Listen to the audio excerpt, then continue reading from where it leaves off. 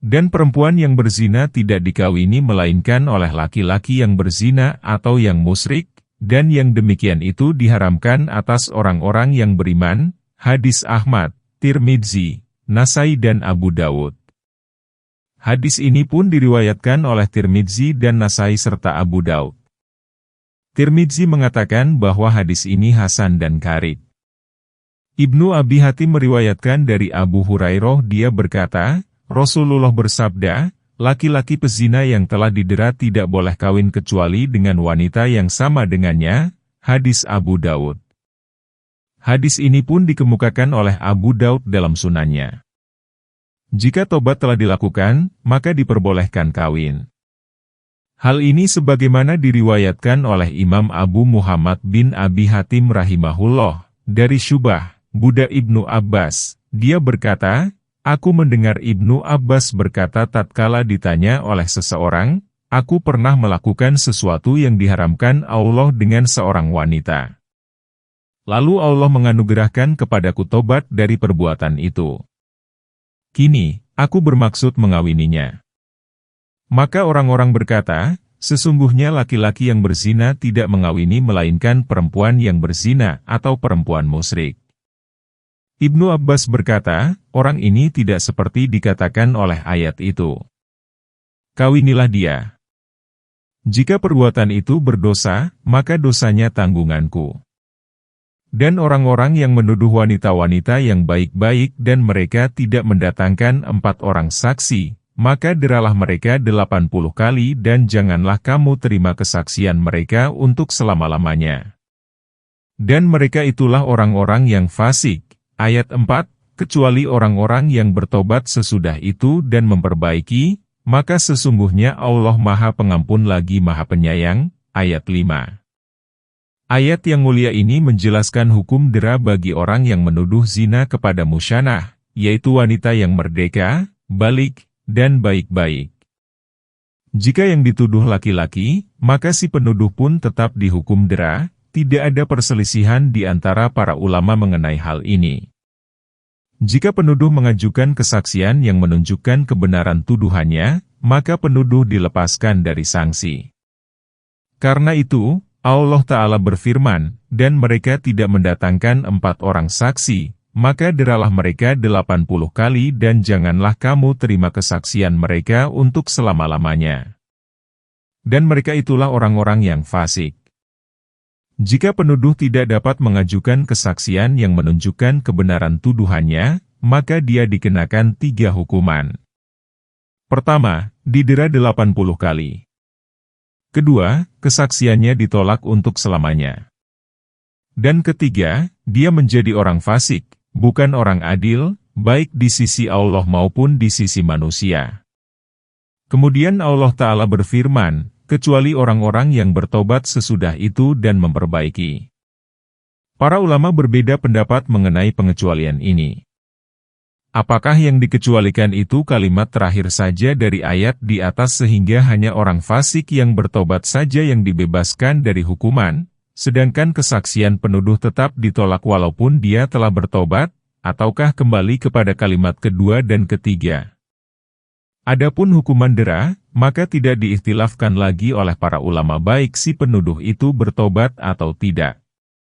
3 imam mazhab berpendapat bahwa apabila penuduh bertobat, maka diterimalah kesaksiannya dan lenyaplah dari dirinya status sebagai orang fasik. Pendapat ini pun ditegaskan oleh Sa'id bin Musayyab, pemimpin para tabi'in, dan sekelompok ulama salaf. Imam Abu Hanifah berpandangan bahwa pengecualian pada ayat kelima itu hanya mengecualikan kalimat terakhir pada ayat keempat. Jadi, hukuman yang lepas dengan bertobat hanyalah hukum fasik, sedangkan hukum penolakan kesaksian tetap berlaku. Di antara ulama salaf yang memiliki pendapat ini ialah Al-Qadi Syarih, Ibrahim An-Nahai, Said bin Jubair, dan sebagainya. Asy-Syafi'i dan Ad-Dahhak berkata, kesaksian penuduh tidak dapat diterima, walaupun dia sudah bertobat, kecuali dia mengaku kepada dirinya sendiri bahwa tuduhannya itu bohong. Jika dia melakukan hal itu, diterimalah kesaksiannya. Wallahu a'lam. Dan orang-orang yang menuduh istrinya, padahal mereka tidak mempunyai saksi-saksi selain diri mereka sendiri, maka persaksian orang itu ialah 4 kali bersumpah dengan nama Allah. Sesungguhnya dia termasuk orang-orang yang benar. Ayat 6. Dan yang kelima, bahwa laknat Allah atasnya, jika dia termasuk orang-orang yang berdusta. Ayat 7. Istrinya itu dihindarkan dari hukuman oleh sumpahnya 4 kali atas nama Allah, sesungguhnya suaminya itu benar-benar termasuk orang-orang yang berdusta. Ayat 8. Dan yang kelima ialah bahwa laknat Allah atasnya jika suaminya itu termasuk orang-orang yang benar. Ayat 9. Dan andai kata tidak ada karunia Allah dan rahmatnya atas dirimu dan bahwa Allah itu penerima tobat lagi maha bijaksana. Ayat 10. Ayat yang mulia ini merupakan jalan keluar bagi suami dan tambahan jalan keluar, jika suami menuduh istrinya berbuat zina dan dia kesulitan untuk mengajukan kesaksian. Jalan keluar itu ialah suami melihat beberapa kesaksian yang dikuatkan dengan sumpah, yang mana kesaksian suami disertai dengan laknat dan kesaksian istri disertai dengan ghadab, artinya sifat seseorang yang mudah sekali untuk marah, yang menduduki kedudukan sanksi kodzab, artinya menuduh orang lain berbuat zina pada suami dan menduduki kedudukan sanksi zina pada hak istri, istrinya sebagaimana diperintahkan Allah Azza wa Jalla. Hakim meminta suami bersumpah dengan 4 kesaksian atas nama Allah sebagai padanan, mirip 4 orang saksi. Kesaksian itu menyatakan bahwa dia benar dalam tuduhan bahwa istrinya berbuat zina. Dan yang kelima, bahwa laknat Allah atasnya, jika dia termasuk orang-orang yang berdusta. Menurut Imam Syafi'i dan sekelompok ulama, dengan sumpah li'an ini berarti suami telah menyampaikan kesaksian, dan istrinya pun haram atas dirinya untuk selamanya, lalu dia memberi istrinya, melunasi, mahar. Kemudian suami menghadapkan istrinya kepada hukuman perzinaan. Hukuman perzinaan itu tidak dibebaskan dari istri, kecuali jika dia balik meli'an suaminya. Lalu si istri bersaksi dengan 4 kesaksian atas nama Allah bahwa tuduhan suami atas perzinaan dirinya itu dusta. Dan yang kelima ialah bahwa laknat Allah atasnya jika suaminya itu termasuk orang-orang yang benar. Karena itu, Allah Ta'ala berfirman, istrinya itu dihindarkan dari hukuman, yakni sanksi, oleh sumpahnya 4 kali atas nama Allah, sesungguhnya suaminya itu benar-benar termasuk orang-orang yang berdusta. Dan yang kelima ialah bahwa laknat Allah atasnya jika suaminya itu termasuk orang-orang yang benar, kemurkaan Allah dikhususkan bagi dirinya. Hal ini karena pada umumnya seorang laki-laki tidak mau membebankan rasa malu kepada istrinya dan menuduhnya berbuat zina kecuali jika dia benar dan mempunyai alasan, dan istrinya pun mengetahui kebenaran tuduhan suaminya. Karena itu, pada sumpah kelima yang diucapkan istri dikatakan bahwa murka Allah akan menimpa dirinya jika dia berdusta. Yang dimurkai ialah orang yang mengetahui kebenaran, kemudian mengelak darinya. Kemudian Allah Ta'ala menceritakan kasih sayang dan kelembutannya kepada makhluknya dalam pensyariatan jalan keluar bagi mereka dari suatu kemelut yang rumit. Maka Allah Ta'ala berfirman, dan andai kata tidak ada karunia Allah dan rahmatnya atas dirimu, niscaya kamu akan mengalami banyak kesulitan dalam persoalanmu, dan bahwa Allah itu penerima tobat terhadap hamba-hambanya, walaupun karunia itu terjadi setelah sumpah yang berat, lagi maha bijaksana, dalam perkara yang disyariatkan, diperintahkan, dan dilarangnya. Terdapat banyak hadis yang menuntut pengamalan ayat ini. Diceritakan pula sebab turun ayat di atas dan terhadap siapa ayat itu diturunkan. Kami akan memfokuskan kepada beberapa hadis yang terdapat dalam Sahihain, yaitu hadis Sa'id bin Jubair dari Ibnu Abbas dan hadis yang diriwayatkan oleh Bukhari dari Ibnu Abbas dan Nasai, dari hadis Abdul Malik bin Abi Sulaiman dan yang diriwayatkan oleh Imam Ahmad dari Sa'id bin Jubair. Hadis itu sebagai berikut, aku ditanya mengenai 2 orang yang saling meli'an, yaitu Imarah ibnu Zubair. Apakah keduanya harus berpisah? Aku tidak tahu jawabannya. Kemudian aku pergi ke rumah Ibnu Umar. Aku bertanya, "Hai Abu Abdurrahman, apakah orang yang saling melihat harus berpisah?" Dia menjawab, "Maha suci Allah." Orang yang pertama kali menanyakan hal itu ialah Fulan bin Fulan. Orang itu bertanya, "Wahai Rasulullah, bagaimana menurut pendapatmu tentang suami yang melihat istrinya berbuat zina?" Jika suami itu buka mulut, berarti dia telah mengutarakan persoalan besar, dan jika dia bungkam, dia pun telah mendiamkan perkara yang besar pula. Rasulullah tidak menjawabnya. Setelah itu, orang tadi kembali menemui Nabi, lalu berkata, "Persoalan yang tadi kutanyakan kepada engkau telah menimpaku." Maka Allah Ta'ala menurunkan ayat ini, dan orang-orang yang menuduh istrinya berzina, bahwa murka Allah akan menimpa istrinya jika dia termasuk orang-orang yang benar. Kemudian Nabi mulai menjelaskan ayat di atas kepada penanya, menasihati, mengingatkan, dan memberitahukan kepadanya bahwa azab dunia itu lebih ringan daripada azab akhirat. Kemudian orang itu berkata, "Demi Zat yang telah mengutusmu dengan hak, aku tidak berdusta." Kemudian Nabi memanggil si istri. Beliau menasihati, mengingatkan, dan memberitahukan kepadanya bahwa azab dunia itu lebih ringan daripada azab akhirat. Wanita itu berkata, "Demi Zat yang telah mengutusmu dengan hak, aku tidak berdusta." Ibnu Umar berkata, kemudian Nabi memulai dengan si suami. Sang suami bersaksi 4 kali dengan nama Allah bahwa dia benar. Pada sumpah kelima, dia mengatakan bahwa laknat Allah akan menimpa dirinya, jika dia berdusta. Kemudian Nabi memanggil si istri. Sang istri pun bersumpah 4 kali dengan nama Allah bahwa dia benar. Pada sumpah kelima, dia mengatakan bahwa laknat Allah akan menimpa dirinya, jika suaminya itu benar. Kemudian Rasulullah memisahkan suami dan istri itu. Hadis ini pun diriwayatkan oleh Nasai dan dikemukakan di dalam Sahihain, dari hadis Said bin Jubair, dari Ibnu Abbas. Al-Bukhari meriwayatkan dari Ibnu Abbas, Hilal bin Umayyah menuduh istrinya berzina dengan Syuraik bin Sahma di dekat Nabi. Maka beliau bersabda kepada Hilal, "Memberi kesaksian atau punggungmu didera?" Hilal berkata, "Hai Rasulullah, jika seseorang melihat istrinya bergaul dengan laki-laki lain, apakah orang itu tetap harus menyajikan kesaksian?" Beliau bersabda lagi, "Memberi kesaksian atau punggungmu didera?" Hilal berkata, "Demi Zat yang mengutusmu dengan hak, sesungguhnya aku benar dan sesungguhnya Allah akan menurunkan ayat yang membebaskan punggungku dari sanksi dera." Kemudian Jibril menurunkan ayat, dan orang-orang yang menuduh istrinya, jika dia termasuk orang-orang yang benar. Nabi pergi. Kemudian beliau mengutus seseorang untuk menghadirkan Hilal dan istrinya. Hilal pun datang, lalu bersaksi.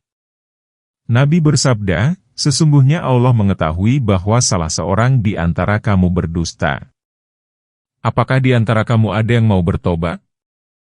Kemudian istrinya bangkit, lalu dia pun bersaksi.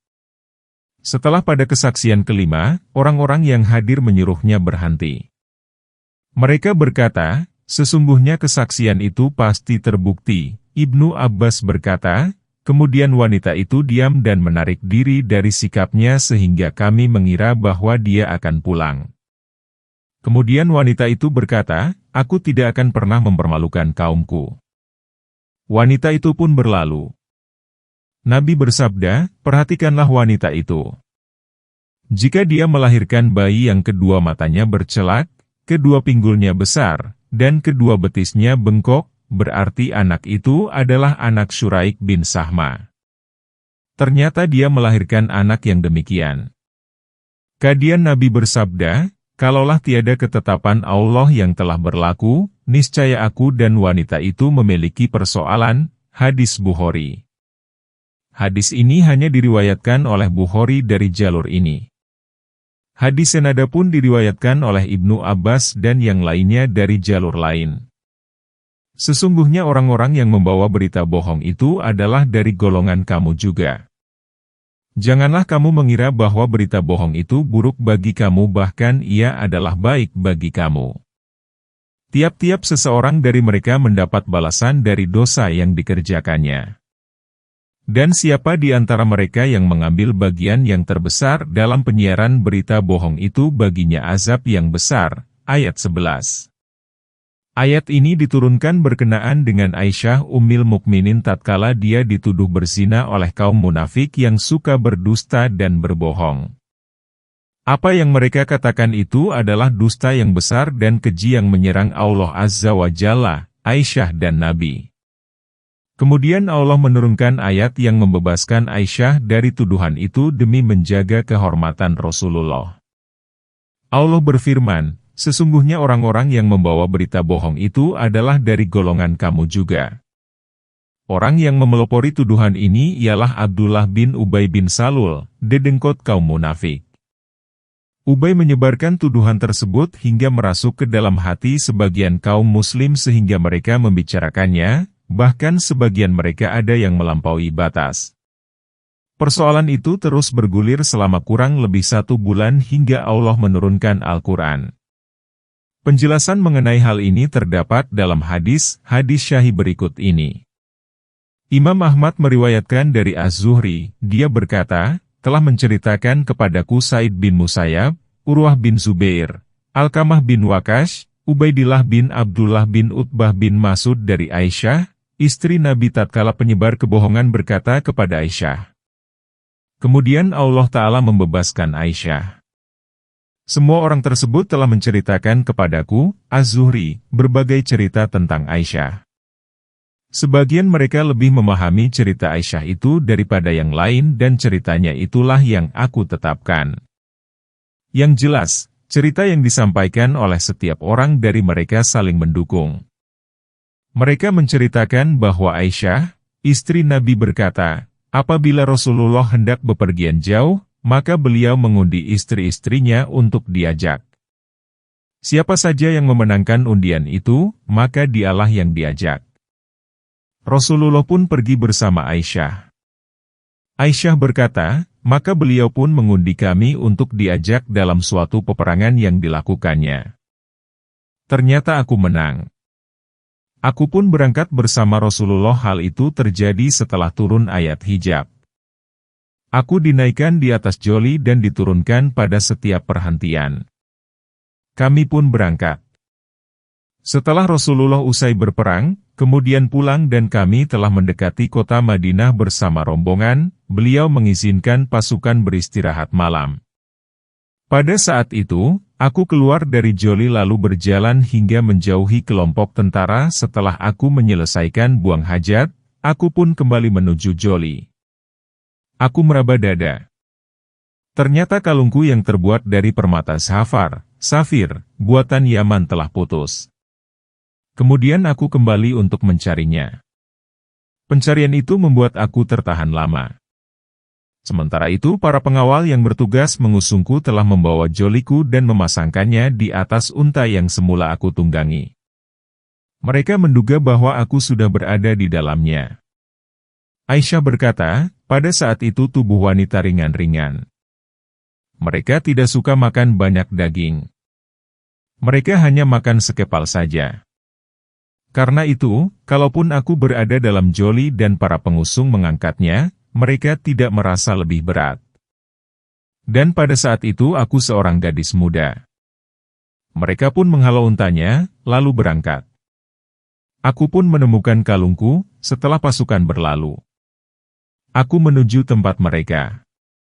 Di sana tidak ada seorang pun yang memanggilku juga yang menjawab seruanku. Aku memutuskan untuk tetap berada di tempat aku semula. Kupikir orang-orang akan merasa kehilangan aku, lalu mereka akan kembali menyusulku. Ketika aku duduk di tempatku, rasa kantuk menyerangku dan aku pun tertidur. Syafwan bin Al-Mutil As-Sulami dan Ajdakwani tertinggal pula di belakang pasukan. Dia menyusul lalu tidur di dekat tempatku. Ketika dia melihat ada sosok manusia sedang tidur, maka dia mendatangiku. Ketika dia melihatku, dia mengenaliku. Syafwan pernah melihat rupaku sebelum turun ayat hijab.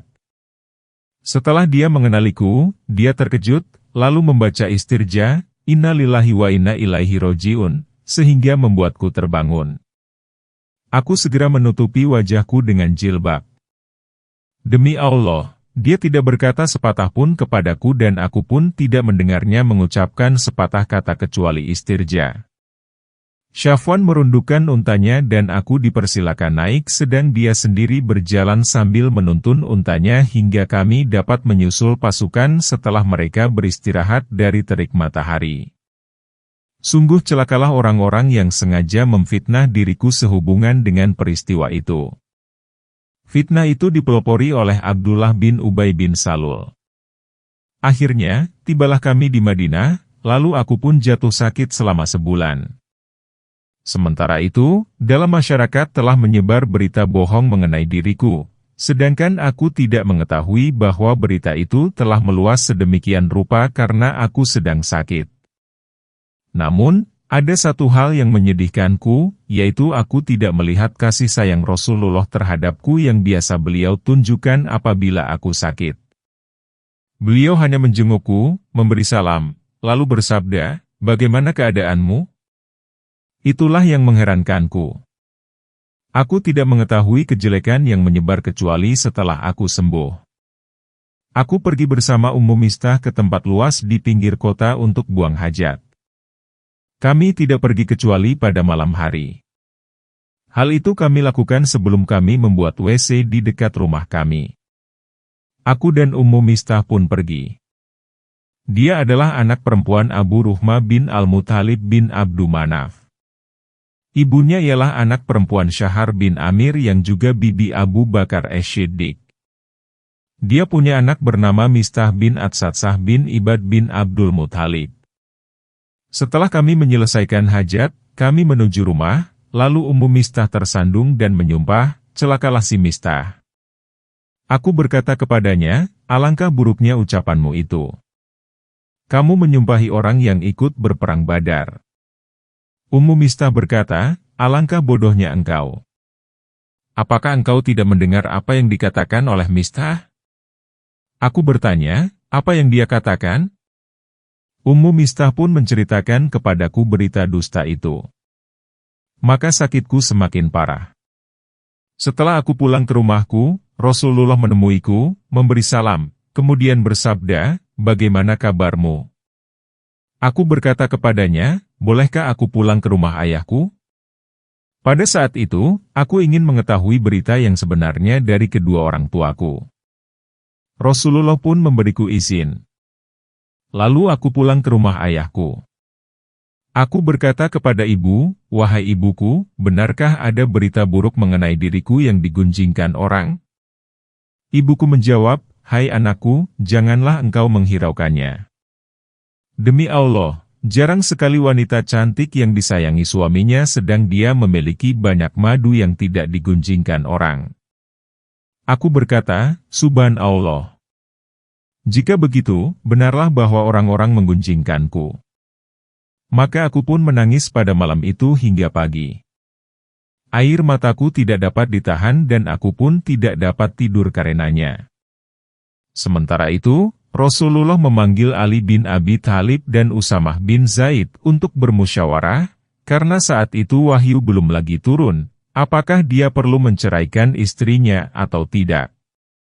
Usamah bin Zaid berpendapat bahwa dia mengetahui benar para istri Rasulullah itu semuanya suci dan dia mengetahui benar bahwa semuanya mencintai Rasulullah. Usamah menegaskan, "Mereka adalah para istrimu. Aku benar-benar yakin bahwa mereka adalah istri-istri yang setia." Sementara itu, Ali bin Thalib berkata, "Allah Ta'ala tidak akan mempersulitmu. Masih banyak wanita selain dia. Jika Anda menghendaki seorang gadis, tidak seorang pun yang akan menolak engkau." Kemudian beliau pun memanggil Barirah, lalu menanyainya, "Hai Barirah, apakah kamu melihat sesuatu yang mencurigakan mengenai diri Aisyah?" Barirah menjawab, "Demi Zat yang mengutusmu dengan hak, sungguh aku tidak melihat sedikit pun perkara yang mencemarkan dirinya selain bahwasanya dia seorang wanita muda yang manja yang pergi tidur dengan meninggalkan adonan kue. Lalu datang binatang memakannya." Rasulullah bangkit menuju mimbar dan meminta alasan kepada Abdullah bin Ubay bin Salul. Beliau bersabda dari atas mimbar, "Wahai kaum muslim, siapakah di antara kalian yang menyetujui penolakanku terhadap tuduhan yang telah mencemarkan nama baik istriku? Demi Allah, aku yakin istriku bersih dari tuduhan keji yang tidak benar itu."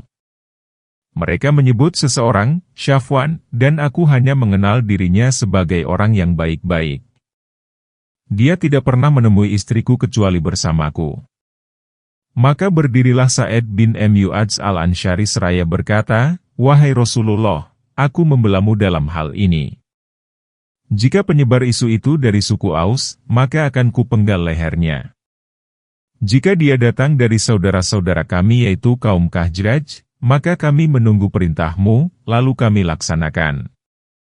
Sa'id bin Ubadah, pemimpin kaum Khazraj, dan seorang laki-laki yang saleh namun dikuasai oleh fanatisme, berdiri seraya berkata kepada Sa'id bin Mu'adz, "Demi Allah, kamu bohong.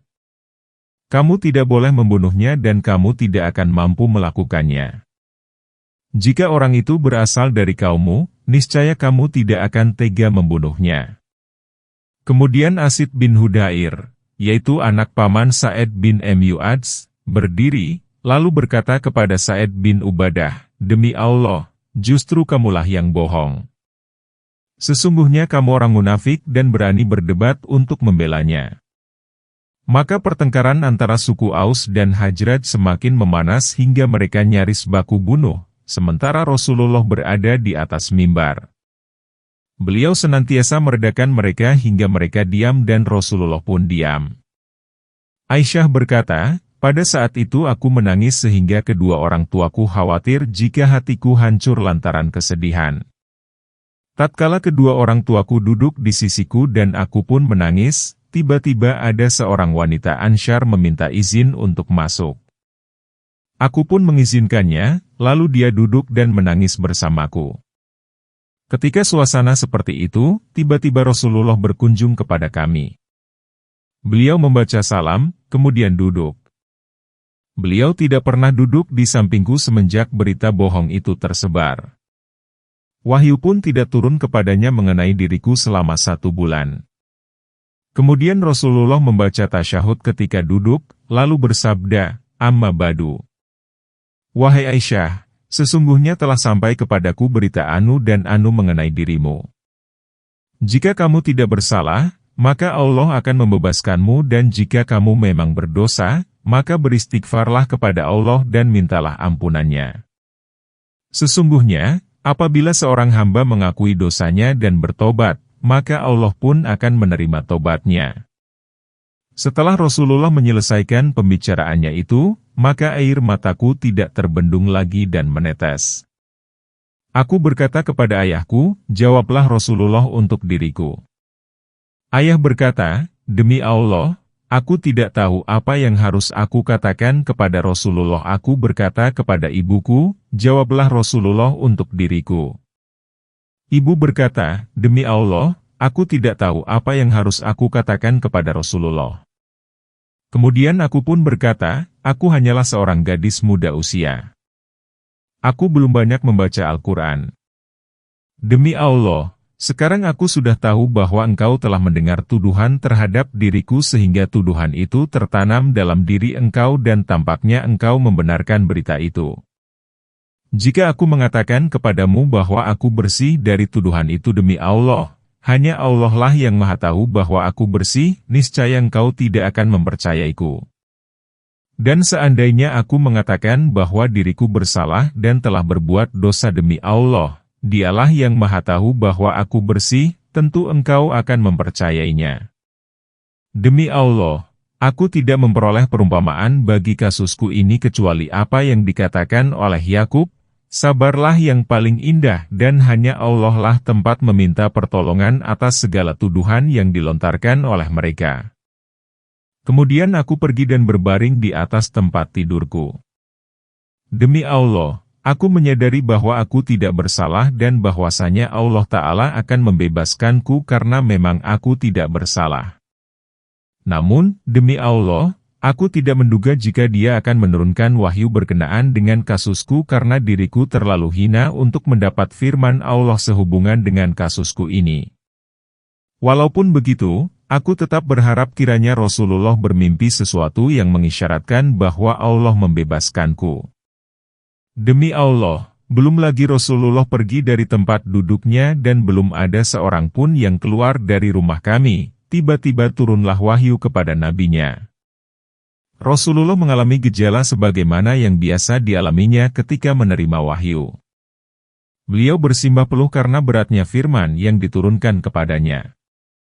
Saat itu musim panas. Rasulullah pun bergembira dan tertawa. Kalimat yang pertama kali diucapkannya ialah, "Hai Aisyah, bergembiralah, sesungguhnya Allah telah membebaskanmu." Ibuku berkata, "Hai anakku, mendekatlah kepada Rasulullah." Aku berkata, "Demi Allah, aku tidak akan mendekatinya dan aku tidak memuji kecuali kepada Allah Azza wa Jalla. Dialah yang telah menurunkan wahyu yang membebaskanku." Allah Ta'ala menurunkan ayat, "Sesungguhnya orang-orang yang membawa berita bohong itu adalah dari golongan kamu juga." Setelah Allah menurunkan ayat yang membebaskanku ini, Abu Bakar yang mengurus Mistah bin Adsatsah sebagai kerabat juga karena miskin berkata, "Demi Allah, aku tidak akan memberinya apapun untuk selamanya setelah dia menuduh Aisyah." Kemudian Allah Ta'ala menurunkan ayat, "Dan janganlah orang-orang yang mempunyai kelebihan dan kelapangan di antara kamu bersumpah bahwa mereka tidak akan memberi bantuan kepada kaum kerabatnya. Apakah kamu tidak ingin bahwa Allah mengampunimu?" Abu Bakar berkata, "Tentu aku akan memberi. Demi Allah, sungguh aku ingin sekali diampuni Allah." Abu Bakar pun kembali memberi biaya kepada Mistah yang dahulu suka diberikannya. Abu Bakar berkata, "Demi Allah, aku tidak akan pernah mencabut bantuan itu." Aisyah berkata, Rasulullah bertanya kepada Zainab binti Jahisi, istri beliau, mengenai persoalanku, "Hai Zainab, apa yang kau ketahui mengenai persoalan itu dan bagaimana pendapatmu?" Dia menjawab, "Wahai Rasulullah, aku menjaga pendengaran dan penglihatanku. Demi Allah, yang ku ketahui dari Aisyah hanyalah kebaikan." Aisyah berkata, "Zainab adalah salah seorang istri Nabi yang membanggakanku. Maka Allah melindunginya dengan sifat wara. Saudara perempuannya yang bernama Hamnah binti Jahisi memeranginya. Hamnah pun binasa." Hadis ini diriwayatkan oleh Bukhari dan Muslim dalam sahihnya dari hadis Az-Zuhri.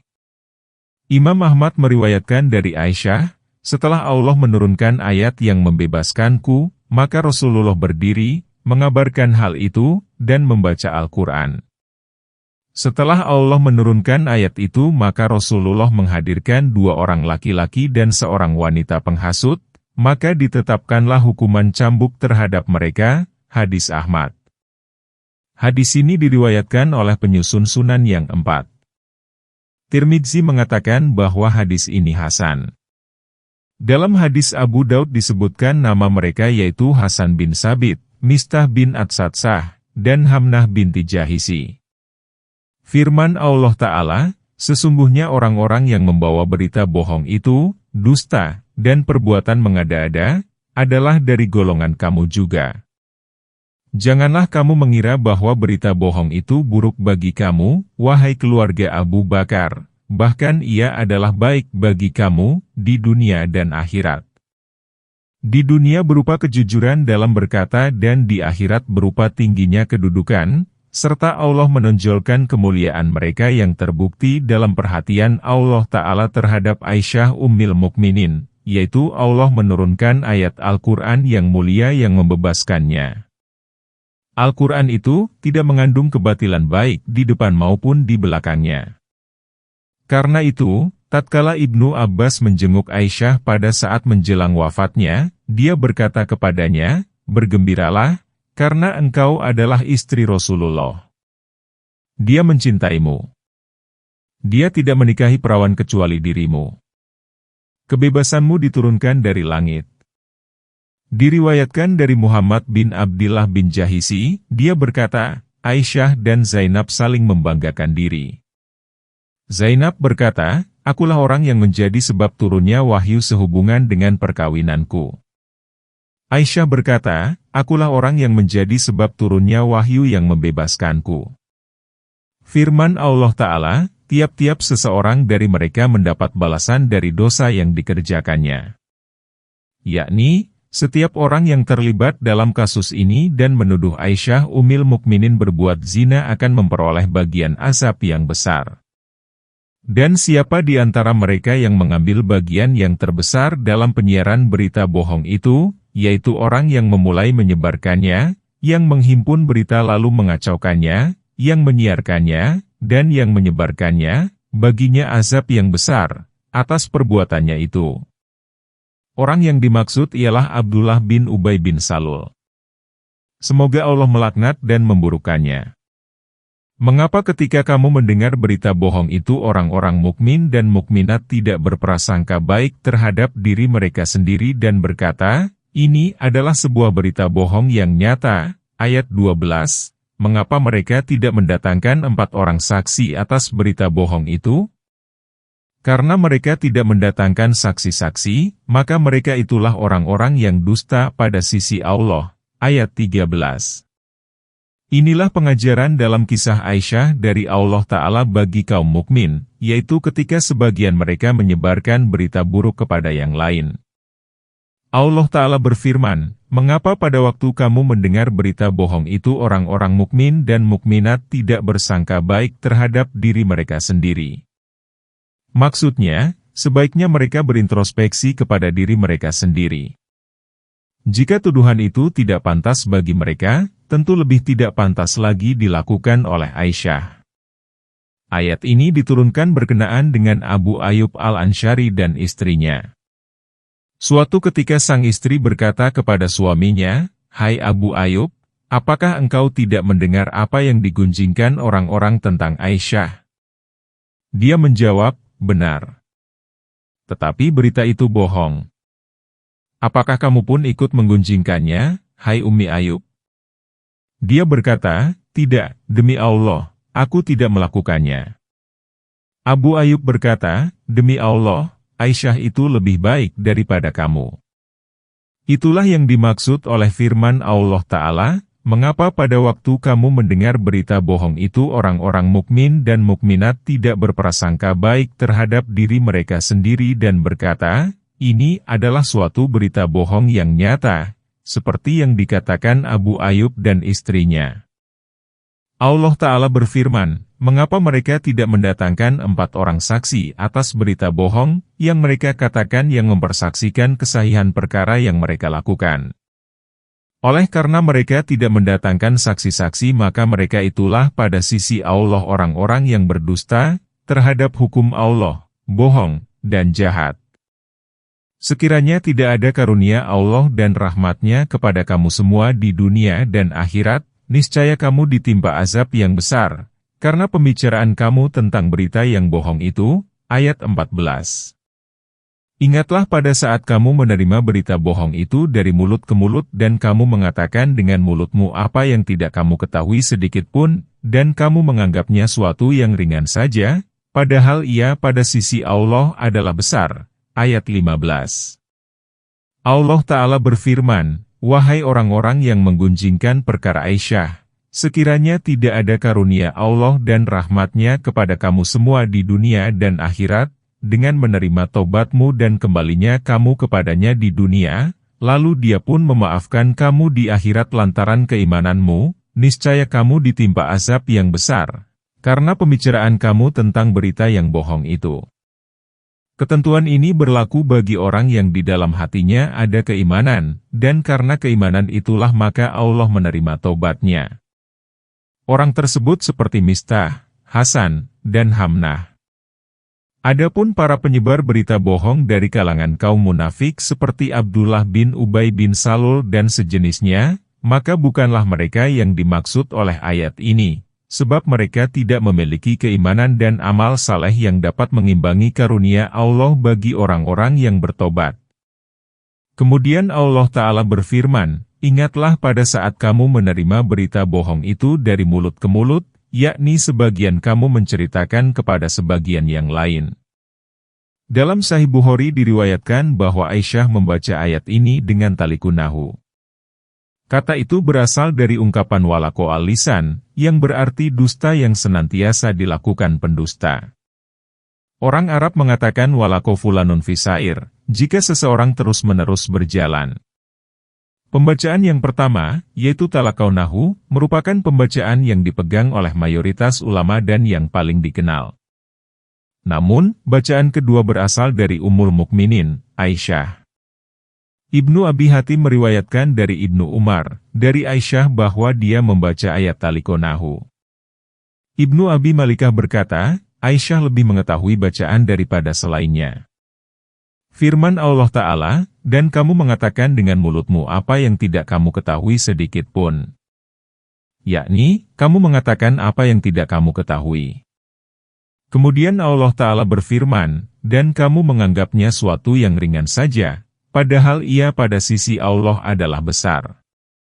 Maksudnya, kamu menganggap hal itu ringan dan enteng saja. Kalaulah yang digunjingkan itu bukan istri Nabi tentulah ringan.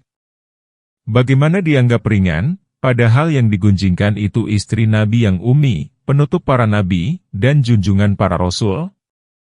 Adalah sangat penting menurut pandangan Allah perkara yang digunjingkan ihwal istri nabinya, karena dia menghormati orang ini. Dalam hal ini Allah tentu saja tidak memberikan seorang istri yang keji dan buruk kepada nabinya.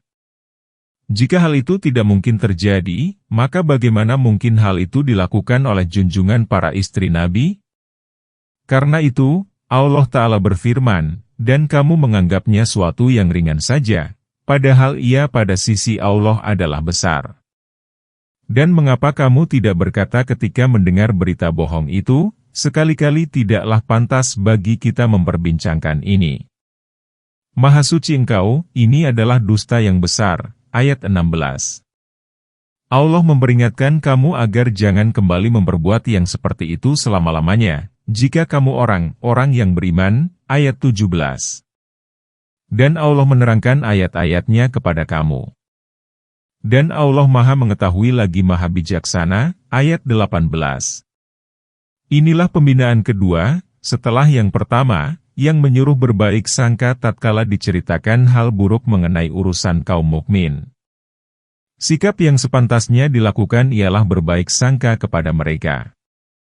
Jika ada sesuatu yang mengganjal hatinya, maka tidak sepantasnya dia mengutarakannya, karena Nabi pernah bersabda, Allah memaafkan kesalahan umatku yang dibisikkan dalam hatinya, selama dia belum mengutarakan atau melakukannya. Hadis ini dikemukakan dalam Sahihain. Allah Ta'ala berfirman, dan mengapa kamu tidak berkata ketika mendengar berita bohong itu, sekali-kali tidaklah pantas bagi kita memperbincangkan ini. Yakni, tidaklah layak bagi kami menyebarluaskan gosip ini dan menceritakannya kepada siapapun. Maha suci Engkau, ini adalah dusta yang besar. Maha suci Allah dari penyampaian perkataan semacam ini kepada istri Rasul-Nya dan istri kekasihnya. Kemudian Allah Ta'ala berfirman, Allah memperingatkan kamu agar kembali memperbuat yang seperti itu selama-lamanya. Yakni, Allah mengancammu bahwa kamu jangan pernah melakukan hal yang sama pada masa mendatang. Karena itu, Dia berfirman, jika kamu orang-orang yang beriman, yakni jika kamu beriman kepada Allah dan syariatnya serta mengagungkan Rasul-Nya. Adapun orang kafir, maka dia memiliki hukum lain. Kemudian Allah berfirman, dan Allah menerangkan ayat-ayatnya kepada kamu, yakni menjelaskan hukum-hukum syara, dan aneka hikmah ketetapan kepadamu. Dan Allah Maha Mengetahui lagi Maha Bijaksana, yakni Maha Mengetahui apa yang maslahat bagi hamba-hambanya, Maha Bijaksana dalam syariat dan takdirnya. Sesungguhnya orang-orang yang ingin agar perbuatan yang amat keji itu tersiar di kalangan orang-orang yang beriman, bagi mereka azab yang pedih di dunia dan akhirat. Dan Allah mengetahui, sedang kamu tidak mengetahui. Ayat 19. Ini adalah pembinaan ketiga bagi orang yang mendengar perkataan buruk, yaitu dia tidak boleh menyebarkannya dan menyiarkannya. Allah berfirman, sesungguhnya orang-orang yang ingin agar perbuatan yang amat keji itu tersiar di kalangan orang-orang yang beriman, bagi mereka azab yang pedih di dunia dan akhirat. Yakni, lebih suka kalau berita buruk merajalela di tengah-tengah mereka. Bagi mereka azab yang pedih di dunia, dengan diterapkannya sanksi, dan di akhirat pun mendapat azab. Dan Allah mengetahui, sedang kamu tidak mengetahui. Maka kembalikanlah segala persoalan kepadanya dan mintalah bimbingannya. Imam Ahmad meriwayatkan dari Sauban bahwa Nabi bersabda, janganlah kamu mengganggu dan mempermalukan hamba-hamba Allah, dan janganlah mencari-cari perkara yang dapat memalukan mereka. Barang siapa yang berbuat demikian, maka Allah akan mencari-cari hal yang memalukannya sehingga terbongkar di rumahnya sendiri. Hadis Ahmad. Dan sekiranya tidaklah karena karunia Allah dan rahmat-Nya kepada kamu semua. Dan Allah Maha Penyantun dan Maha Penyayang. Ayat 20, Hai orang-orang yang beriman, janganlah kamu mengikuti langkah-langkah setan. Barang siapa yang mengikuti langkah-langkah setan, maka sesungguhnya setan itu menyuruh mengerjakan perbuatan yang keji dan munkar. Sekiranya tidak karena karunia Allah dan rahmat-Nya kepada kamu sekalian, niscaya tidak seorang pun dari kamu bersih selamanya, tetapi Allah membersihkan siapa yang dikehendaki. Dan Allah Maha Mendengar lagi Maha Mengetahui. Ayat 21. Allah Ta'ala berfirman, dan sekiranya tidaklah karena karunia Allah dan rahmat-Nya kepada kamu semua. Dan Allah Maha Penyantun dan Maha Penyayang. Kalaulah Allah tidak menerima tobatmu dan kembalinya kamu kepadanya ketika di dunia, niscaya persoalannya menjadi lain. Namun, Allah Ta'ala Maha Penyantun terhadap hamba-hambanya. Maka Dia menerima tobat orang yang bertobat kepadanya, menyucikan siapa yang hendak disucikannya melalui sanksi yang diberlakukan atasnya. Kemudian Allah Ta'ala berfirman, Hai orang-orang yang beriman, janganlah kamu mengikuti langkah-langkah setan, yakni jalur-jalur dan perkara yang diperintahkannya. Barang siapa yang mengikuti langkah-langkah setan, maka sesungguhnya setan itu menyuruh mengerjakan perbuatan yang keji dan munkar. Inilah perintah agar menjauh dan waspada dengan ungkapan yang sangat jelas dan komunikatif. Langkah-langkah setan berarti setiap kemaksiatan.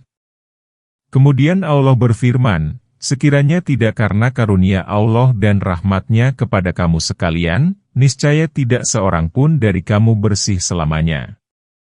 Yakni, kalaulah Allah tidak menganugerahkan tobat kepadamu dan menyucikan dirimu dari kemusyrikan, niscaya tidak ada seorang pun yang dapat meraih kesucian diri dan kebaikan. Namun Allah membersihkan siapa yang dikehendaki, di antara makhluk-Nya, menyesatkan siapa yang dikehendaki, dan mengembalikannya ke lembah kesesatan dan kemaksiatan. Firman Allah Ta'ala, dan Allah Maha Mendengar, segala ucapan hamba-hambanya, lagi Maha Mengetahui, siapa di antara mereka yang berhak mendapat petunjuk dan kesesatan. Dan janganlah orang-orang yang mempunyai kelebihan dan kelapangan di antara kamu bersumpah bahwa mereka tidak akan memberi bantuan kepada kerabat, orang-orang yang miskin, dan orang-orang yang berhijrah pada jalan Allah. Dan hendaklah mereka memaafkan dan berlapang dada. Apakah kamu tidak ingin bahwa Allah mengampunimu?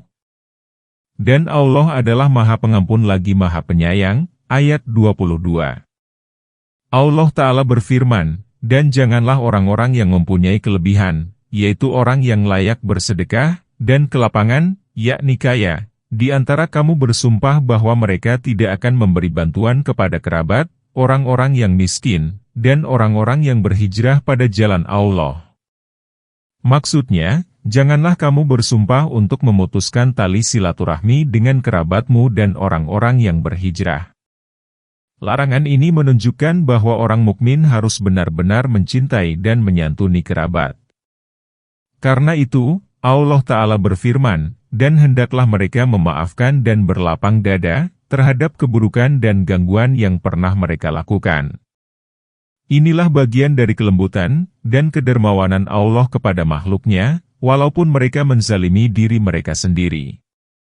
Ayat ini diturunkan berkenaan dengan Abu Bakar Shiddiq tatkala dia bersumpah untuk tidak akan pernah memberi bantuan apapun kepada Mistah bin Ats-Satsah karena dia telah menggunjingkan Aisyah. Hal ini telah dikemukakan. Setelah ayat yang membebaskan Aisyah dari tuduhan itu diturunkan, hati kaum mukmin pun menjadi lega dan tentram, lalu orang mukmin yang terlibat dalam gosip itu pun sudah bertobat dan dikenakan sanksi. Maka Allah yang Maha Suci dan Maha Tinggi, dan kepunyaan dialah segala karunia, menyuruh Abu Bakar Shiddiq agar menyayangi kerabatnya dan anak bibinya yang bernama Mistah bin Ats-Satsah. Dia orang miskin dan tidak memiliki harta kecuali menerima belas kasihan dari Abu Bakar. Mistah termasuk orang yang berhijrah di jalan Allah. Mistah pernah melakukan kesalahan, lalu dia bertobat, dan menerima hukuman dera.